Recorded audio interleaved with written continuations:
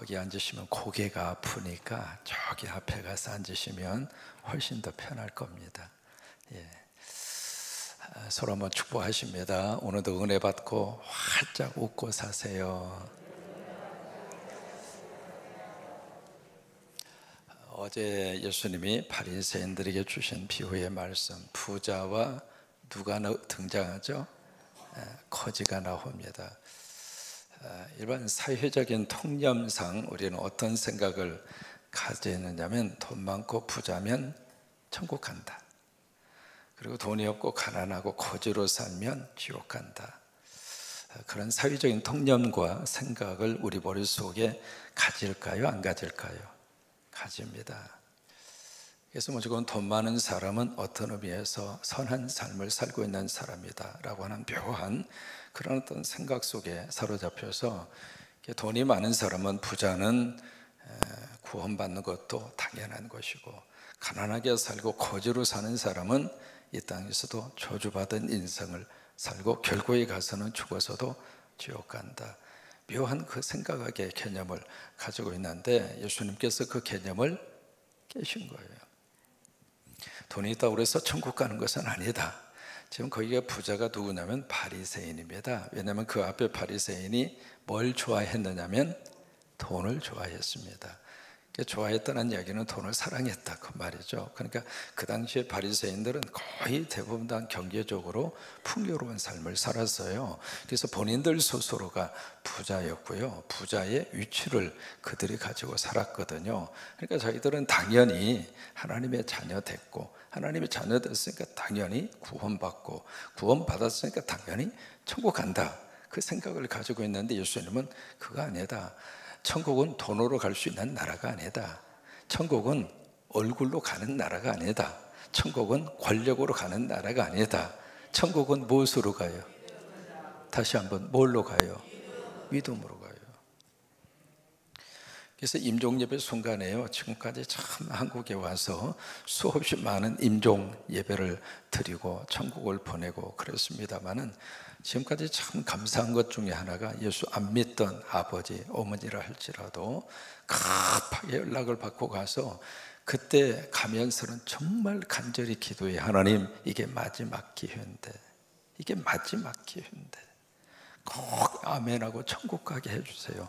그 기도를 정말 간절히 하고 가는데, 지금까지 참 감사한 게 그렇게 가서 예수 영접하게 하시고 마지막 아멘 하시고, 입으로 아멘을 못 하시는 분은 눈을 통해서라도 깜빡이게 하시고, 어떤 구원받았다고 하는, 예수 믿었다고 하는 것을 어떤 모습을 통해서라도 거기에 살아있는 가족들에게 확인시켜 주시고, 그리고 나서 천국 가는 모습을 볼 때마다 더 한편으로 이제 슬프기도 하지만 한편으로는 너무 감사한 거예요.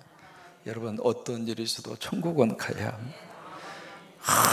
어떤 일이 있어도 우리 여러분 예수 믿음 안에 거하셔서 천국으로 꼭 가셔서 다시 한번 서로 인사하십니다. 천국에서 만나요. 우리는 그 부자가 거기서 이제 자기가 막 외쳤던 그 말을 우리는 잊어버리면 안 됩니다. 나를 긍휼히 여겨 주옵소서. 내가 이 불 가운데 고통 속에 있습니다. 여러분, 그 처절한 지옥에 떨어진 자의 외침입니다.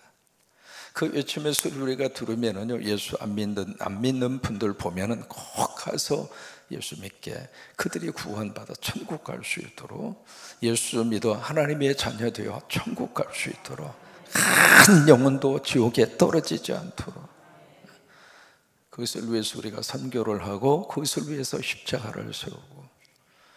어제 우리 고자찬 장로님하고 서로 페이스 톡을 하는데 얼굴이 환해요. 그래서 장로님, 왜 이렇게 얼굴이 그렇게 좋아졌느냐고. 제 첫 번 모습에 얼굴이 이뻐요. 그래서 장로님, 뭐 이렇게 혼자 그렇게 맛있는 걸 먹어서 그 얼굴이 그렇게 좋냐고 말하려다가 말았는데, 장로님 스스로 그래요. 목사님, 오늘 아침에도 라면 먹고 저녁에도 라면 먹고 점심에는 이제 콩고 현지식을 먹고요. 오토바이 타고 40분 갔다가 걸어서 3시간을 갔대. 그래서 장로님 다리 괜찮아 그랬더니 다리가 좀 퍽쩍 찍어놨대요. 근데 이제 거기에 딱 들어가 보니까 그 지역에 무중구라고 그럽니다. 우리 아시안이나 저쪽에 미국 사람이나 모두가 다 백인이에요. 그 사람들이 볼 때는. 이게 무중구가 그 마을에 처음으로 들어와 준 거예요. 또 하나 우리 교회에서 거기에 십자가 세우라고 600만 원 보내줬어요. 그런데 600만 원 가치가 아니라 거의 1000만 원 이상의 가치의 건물을 지어놓은 거예요. 원래 이제 나무로 그 건축한다고 그래서 그러라고 나무로 건축을 하시라고 그랬는데, 나무로 건축한 것이 아니라 빨간 벽돌로 원래 생각했던 사이즈보다도 더 크게. 그래서 어떻게 된 거예요? 그랬더니 거기는 마을 사람들이 막 벽돌도 갖다 주고 막. 이제 그 모습을 보면서 거기 와서 헌당을 하는데 안에 들어와 있는 사람이 거의 한 250여 명, 밖에 있는 사람이 또 몇백 명. 그러니까 장로님이 은혜를 받은 거예요. 그래가지고 눈물을 걸썽걸썽거리면서. 왜 그게 우리가 행복하냐면 그분들이 예수 믿어서 천국 가니까. 천국에 가면은요, 성곽교회 교인들 다 붙잡고 그럴 거예요. 우리 마을에 십자가 세워주셔서 나 그 교회 가서 예수 믿어, 나 여기까지 왔다고. 천국 가면 여러분 전부 다 인사받는 나로 정신없을 거예요. 성곽교회 교인이냐고. 나 성곽교회에서 신앙생활하다 여기 왔다고. 너무 고맙다, 너무 고맙다. 그 오직까지 우리를 찾아와 주고 우리에게 선교를 해주고, 아멘도 안 하시는데 우리에게 이렇게 교회당 지어주어서 우리가 예수 믿게 되고 이 교회를 통해서 주님 만나게 되고 너무 감사하다고. 여러분 천국 가면 다 인사받고 다니시기를 바랍니다. 내일 새벽 2시 반에 헝가리 지역으로 떠납니다. 드브라찬 지역의 집시죠. 그 지역 자체가 난민들이 그렇게 많고요. 집시 많이 들어보셨잖아요. 떠돌이 인생을 살고 있는 그분들인데, 그분들을 품고 그분들을 위해서 사역하고, 이 모든 사역의 목적이 바로 뭐냐면 나도 예수 믿어서 천국 가고 다른 분들도 예수 믿고 천국 보내고, 그 때문에 그런 거예요. 우리가 주일학교에서 부자와 나사로에 대한 비유 이야기를 많이 들려주어요. 근데 마지막 결론을 참 조심하셔야 됩니다. 뭐냐면 그 이야기를 쭉 들려준 다음에 어린이 여러분, 우리도 나사로처럼 그렇게 꼭 천국 가요, 여러분 그렇게 적용을 한다면 예수님이 말씀하신 비유의 말씀이 그대로 적용이 될까요? 아니면 뭔가 하나 빠졌을까요? 뭔가 하나 빠진 겁니다. 그것은. 그럼 나사로처럼 우리가 천국 가요 그러면 무슨 이야기냐면, 어린이 여러분도 거지로 살고 가난하게 살다가 하나님 믿어서 천국 가요, 그런 말로 새겨 듣는단 말이에요. 나사로처럼 그렇게 천국 가요 그렇게 적용을 하면 부자는 나쁜 사람, 부자는 어떤 일이 있어도 지옥 가는 사람, 그 인식과 그 개념을 어린 아이들에게 심어줄 수 있다 이 말이에요. 예수님의 말씀의 의도는 그게 아니에요. 가장 불행한 사람이 누군 줄 알아요? 이 땅에서도 가난하게 살고 그리고 지옥 가는 사람이에요. 그게 가장 불행한 사람이에요. 그러니까 예수님 안에서 여러분 아브라함은 부자입니다. 자기 집에서 400여 명의 사병을 거느릴 정도로 부자면서도 아브라함 어디 갔어요? 천국 갔잖아요. 그러니까 부자이면서도 믿음 가진 사람 천국 가요. 우리 성곽교회 교인들 다 하나님이 물질의 복을 주셔서 여러분 다 부자가 되시기를 바라고, 새벽에 나오는 분들 특별히 하나님이 하늘문을 열으셔서 물질의 복도 쏟아부어 주시고, 내 대에 안 되면 내 자식 때라도 하나님이 역사해 주셔서 우리 자녀들을 하나님이 크게 들어쓰셔서 물질의 복도 하나님이 부어 주시기를 바라고, 그 속에서도 꼭 새벽제단 지키고 잘 돼도 하나님 앞에 기도하고 그저 믿음 중심으로, 그게 천국 가고 그게 복 받는 비결이에요. 오늘 17장의 말씀으로 오면은 대상자가 달라집니다. 오늘 말씀의 대상자는 누구냐면 제자입니다. 이 제자가 그 다음에 쭉 가서 보면은 누구로 바뀌어졌냐면 사도로 바뀌어집니다. 중간에. 그러니까 제자의 삶을 살겠다고 주님을 따르는 그 제자들에게 예수님이 말씀을 주시다가 그 다음에 사도에게, 사도라고 하는 표현이 나오는데, 제자의 그룹에서 사도의 그룹이라고 하는 것은 벌써 신앙적으로 달라요. 그만큼 성숙하고 성장했다 그 말이에요. 마치 처음에 믿음 생활하시는 분이 이제는 교회가 뭔가를 알고 헌신이 뭔가를 알고, 그래서 이제는 집사님이 되시고 그 다음에 쭉 해서 하나님의 직분을 맡잖아요. 그런 것처럼 이 제자의 그룹에 있는 사람들에게 말씀을 주시다가 사도들에게 말씀을 다시 한번 그들에게 확인시켜 주시는 내용입니다. 지금 주제가 바로 뭐냐면 처음 단어가 나옵니다. 실족이라고 하는 단어입니다. 그래서 제자들에게 지금 이 말씀을 주시고 있거든요. 왜 그럴까? 제자들을 통해서 이 일이 얼마든지 일어날 수 있으니까. 그러니까 실족하게 하는 일이 없을 수는 없을 것이다. 있을 수 있다. 왜? 누구나 다 연약하니까. 그런데 이 사람도 저 사람도 실족하게 하는 일들이 생길 수 있지만은 평신도가 실족하게 하는 일과 제자들이 실족하게 하는 일의 영향력은 다를 것이다. 다시 말해, 목사가 성도들에게 뭔가를 잘못해서 실족하게 하는 것과 평신도가 평신도들 사이에서 실족하게 하는 일의 영향의 파급 효과는 다를 것이다 이 말이에요.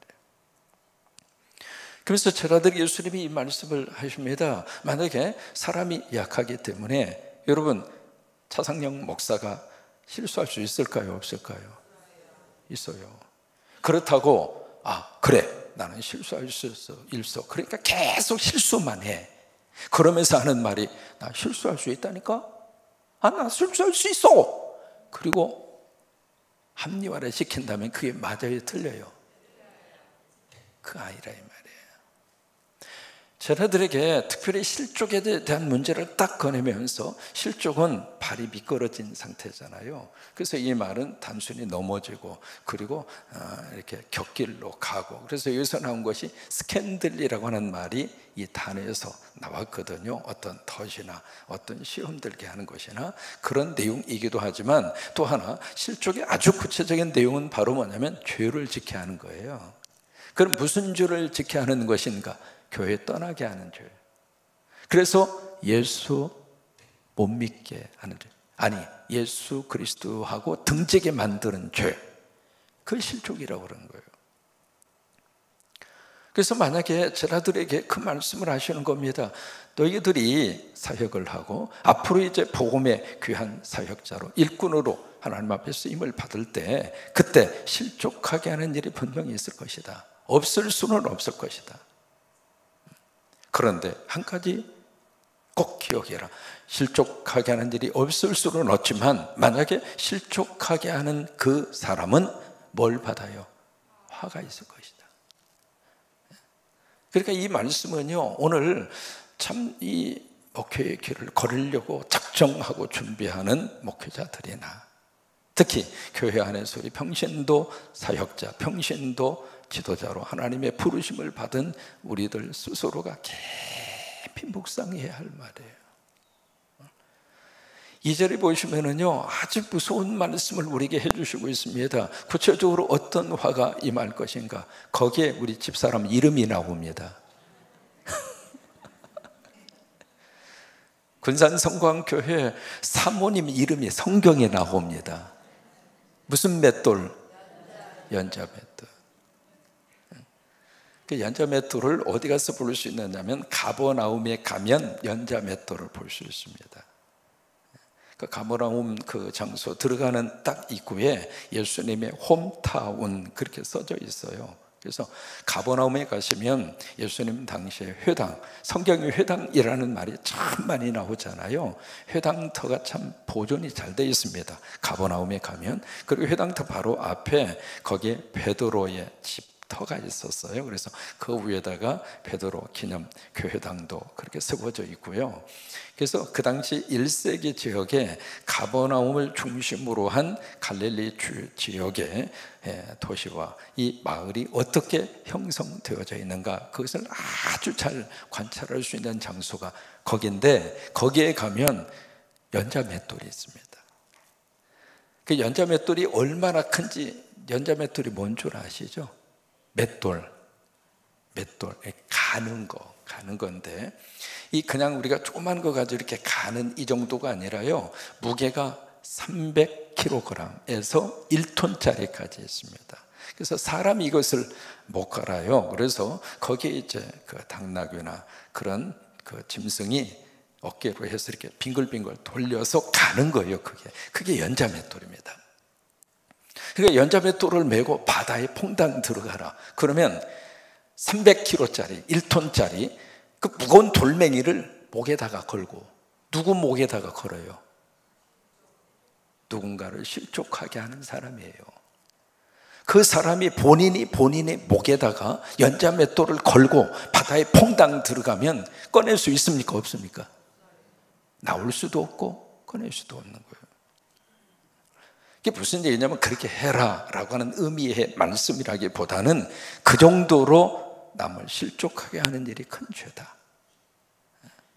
죄 지어서 교회 떠나게 하고, 죄 지어서 예수 안 믿는 그 실족을 하게 하는 그 죄가 얼마나 큰 죄인가 라고 하는 것을 다시 한번 그들에게 각인시켜 주는 거예요. 그래서 그 다음 말씀에 제자들에게 그 말씀을 하십니다. 3절에 너희는 스스로 어떻게 해라, 조심하라. 그래서 말 한마디라도 조심하고, 그래서 행동 하나도 조심하고. 왜요? 나 때문에 예수 믿는 사람이 많아야 복이잖아요. 나 때문에 성광교 오는 성도들이 많아야 복이잖아요. 근데 예수 믿으려고 이 교회에 왔는데 어느 한 분의 말 실수 때문에, 어느 한 분의 잘못된 행동 때문에 교회를 떠나고, 교회를 떠나는 거야. 다른 교회 가서 신앙생활하고 있으면은 뭐 그것도 감사하죠. 근데 다른 교회도 안 가고 믿음의 자리에서 떠나버린다면, 그러면 그 영혼이 어디로 갑니까? 지옥 가잖아요. 거기에 대한 책임을 물으시겠다 이 말이에요. 그래서 스스로가 조심해라. 스스로.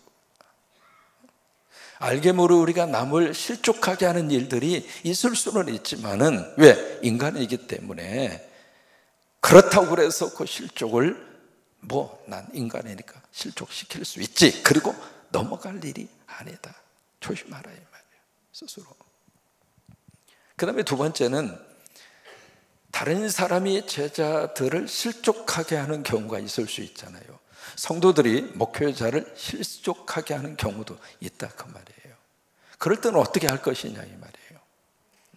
그랬을 때에는 바로 그 3절 그 다음 절이 그 내용입니다. 만일 3절에 형제라고 하는 단어에 꼭 자매를 꼭 포함해서 읽으셔야 그 뜻을 함께 파악할 수 있습니다. 형제 자매가 죄를 범하거든. 이게 바로 뭐냐면, 형제 자매가 일반 평신도나 일반 성도들이 제자들을 실족하게 하는 그런 일이에요. 그런 일을 만약에 네가 당하거든 그 말이에요.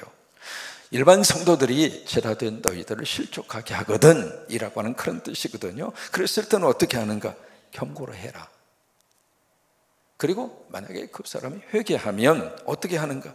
용서해라. 그게 제자들이 가져야 될 마음의 자세다. 다른 사람이 너를 실족하게 했으니까 당신 말이야 연자맷돌 빨리 매, 그리고 바닷속에 빠져, 영원히 나오지 마. 그건 제자가 하는 행동이 아니다 그 말이에요. 이해가 되셨어요? 제자들에게는 엄격하게 예수님이 말씀을 적용시킵니다. 네가 그러면 너는 연자맷돌 메고 빠져. 그 정도로 책임감을 가지고 이 제자의 길을 걸어라 그 말이에요. 다른 사람이 너에게 그렇게 했을 때는 그렇게 하지 마 그 이야기예요.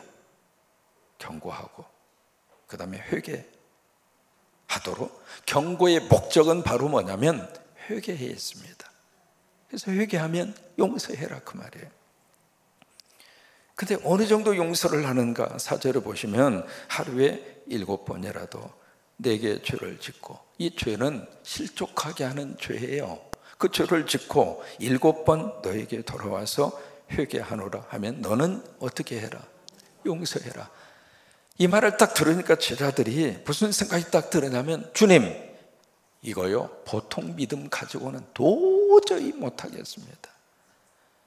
아니, 애제가는 믿음이 있다고 하루에 7회씩이나 나를 실족하게 하고 내 속을 뒤집어 놓고 그 사람이 와서 똑같은 죄를 범하고 와서 목사님 죄송해요 그러면 또 용서하고, 1시간 후에 와서 똑같은 저기를 하면서 용서해달라고 하면 또 용서해주고, 주님, 아무리 제자라 할지라도, 제자의 삶을 살기로 작정한 우리라 할지라도 주님 믿음 주시지 않으면 우리가 감당 못하겠습니다.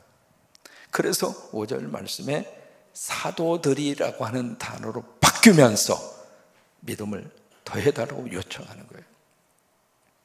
그러니까 6절에 예수님이 겨다시 하늘 만한 믿음이 있더라도 뽕나무 뽑혀서 바다에 던지라, 그래도 던져질 것이다.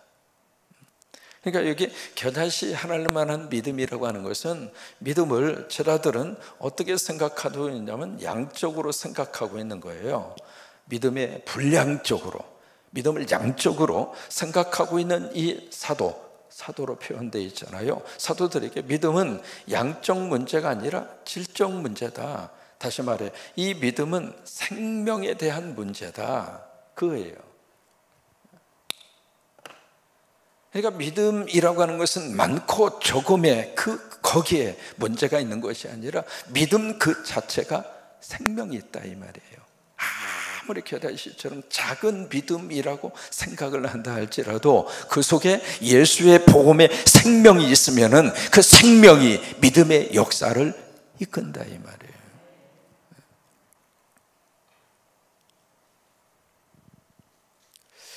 그래서 이 사도들이 가져야 될 태도를 종의 모습으로 그들에게 설명을 하고 있습니다. 종이 있다. 하루 종일 밭을 갈고 양을 치고, 그러고 나서 이제 집에 와서는 그냥 쉬고 그 다음에 밥상 차려주기를 기대하느냐? 아니지 않느냐? 집에 왔어도 그냥 열심히 청소하고 주인 밥상을 또 차려야 되고, 그럼 밥을 딱 차려놓은 다음에는 앉아서 주인하고 같이 밥 먹느냐? 아니라 그 말이에요. 그 모든 것을 다 한 다음에, 그 다음에 이 종이 무슨 생각을 갖는가? 자, 보세요.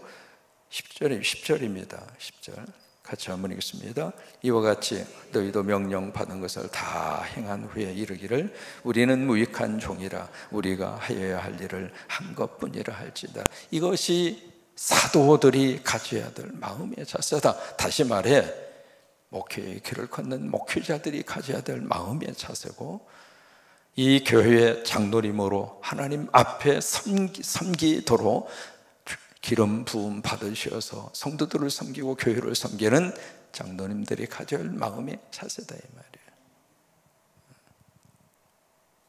나는 무익한 종이라 하여야 할 일을 한 것뿐입니다.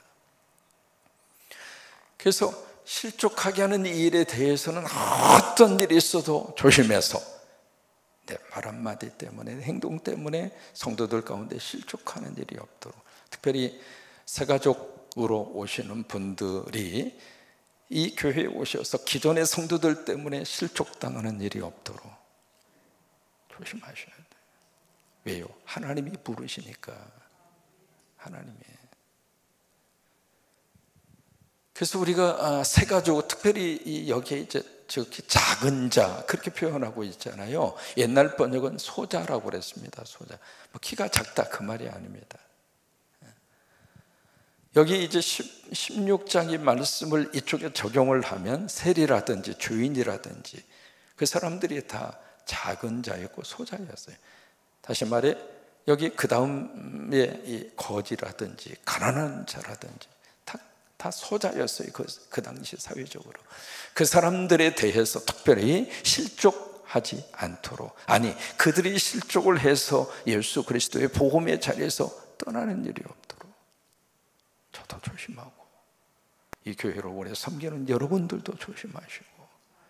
왜요? 그분들은 하나님이 보내신 분들이에요. 그분들도 예수 믿고 천국 올 수 있도록 하나님이 보내신 분들이에요.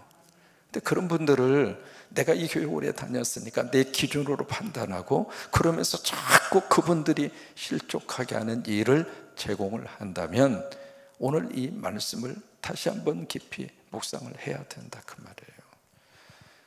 그래서 제자로서 사도로서 하루에 7번이 아니라 그 이상의 용서를 한다 할지라도 거기에 대해서 그저 주님 용서할 마음을 주셔서 감사합니다. 용서할 수 있어서 감사합니다. 무익한 종이라 다만 하여야 할 일을 한 것뿐입니다. 그게 종의 자세다 이 말이에요. 그게 제자와 사도의 태도이고 자세라고 하는 거예요. 여러분 서로 실족하거나 실족당하지 않기 위해서 서로 위로하시고 격려하시고 그렇게 해서 우리가 성광의 한 믿음의 공동체로 하나가 돼서 모두가 다 천국으로 아멘이죠. 정대위 교수님이라고 계세요. 제가 신학생 때 학교에 교수님으로 계셨습니다. 그분이 이제 그 중학교를 졸업하고 친구들하고 같이 이렇게 졸업 자축 파티를 중국집에서 했어요. 중국집에 들어가서 이제 그때 뭐 돈이 있겠어요. 그러니까 짜장면 한 그릇씩을 다 시켜놓고 중국집에서 또래 친구들하고 이렇게 쭉 둘러앉아서 상가박교 신학에서 앞으로 어떤 꿈이 있어. 그래서 자기들끼리 이제 같이 미래의 꿈을 같이 쭉 이렇게 나누는 거예요. 나누는데 이제 누구는 뭐 과학자 되겠다. 근데 정대위 이번 이 학생은 나는 목사가 되겠다.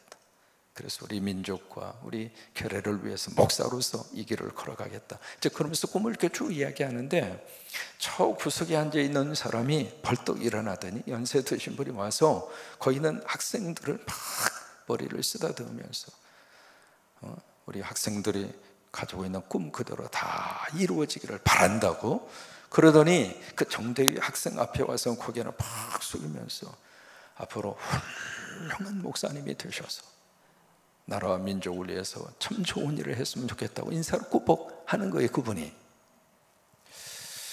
어린 학생의 마음속에 그분의 그 격려와 그 위로가 너무 힘이 됐어요.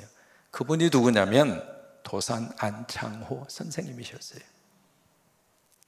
강국 중국집에서 같이 밥을 먹다가 아이들이 하는 그 말을 듣고 벌떡 일어나서 그 아이들을 기특하다고. 그 정대희 목사님이 나중에 이제 한신대 학장까지 하셨습니다. 캐나다에 가서 우리 한국 사람으로서는 참 귀한 일을 많이 하셨죠. 근데 그분이 두 가지 이야기해요. 학생들 입학식을 하거나 졸업식을 할 때만 꼭 두 가지 이야기 하시는데 첫째는 나는 태어나면서부터 계급이 대위라고. 이름이 정대위거든요. 나는 시작부터 계급이 대위라고 그 조커를 하시고 두 번째는 나는 도산 안창훈 선생님이 인정해 준 목사야. 무슨 얘기냐면 하나님이 인정받는 목회자 돼. 그 이야기예요. 우리가요 믿음 생활하면서 하나님의 인정도 받고 또 하나 함께 신앙생활하는 성도들로부터도 인정을 받고 그래서 여러분 실족하게 하는 일이 없을 수는 없지만 그러나 스스로 조심해서 실족 당하지도 마시고 실족시키지도 마시고 그런 신앙생활을 하는 여러분 되시기를 주의 이름으로 축원합니다.